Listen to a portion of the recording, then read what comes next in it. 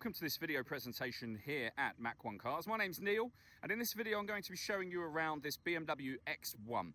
It's on a 61 plate, as you can see. Starting from the driver's side of the vehicle, you can see it's got alloy wheels and 5 doors. We're going to start off inside the boot area, and then we'll run round to the front of the car before hopping in and running through some control. As we approach the back of the car, you can see we have reversing sensors, plenty of boot space as well, along with the 3 individually folding rear seats, should you wish to increase this space even further again. Okay, so we're just going to work our way back around to the front of the car, and then we'll hop in, and as I mentioned, we'll run through some controls from there. But now that we've done a full circle of it, you can see, particularly for its age, it's in lovely condition the whole way. Just briefly before we climb in, I think it's well worth seeing the interior from this exterior point of view. There's plenty to run through on the dashboard, so let's hop in and we'll do that right now. Okay, now that we're inside the car, we're going to start with the dials. Over on the left-hand side, we have the speedometer and fuel gauge. We have the rev counter on the right-hand side. In the centre, you can see the total miles for the car. They are 49,126. Also in that section, it will show you what gear this car is in. It's an automatic. So we, of course, are in park at the moment. You can change information displayed in that section by pressing a button on the end of the indicator stalk for various bits of trip computer information. If we back out to the steering wheel, we have our stereo controls out on here.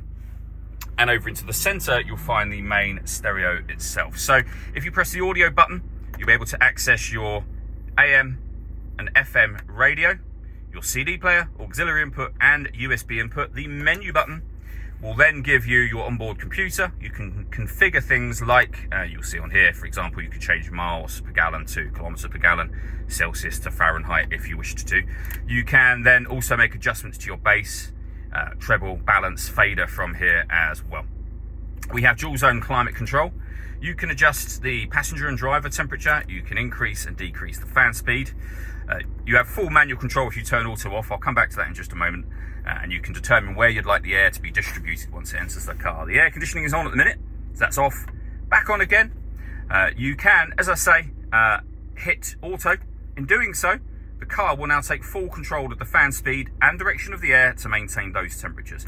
Hit auto again, and you go back to whatever setting you had that on previously. Underneath that, we can turn off our traction control. We can turn on the downhill brake control. We have our auxiliary input, a 12-volt charging socket, and a USB input as well. The gear lever for the fully automatic gearbox, and all the way back to the top of this section, this massive storage area just here as well. All that leaves me to say is thank you for taking the time to watch this video. If you'd like to come and see the car for yourself and have a test drive, please feel free to give me a call here at Mach1 Cars. I'd love to hear from you soon.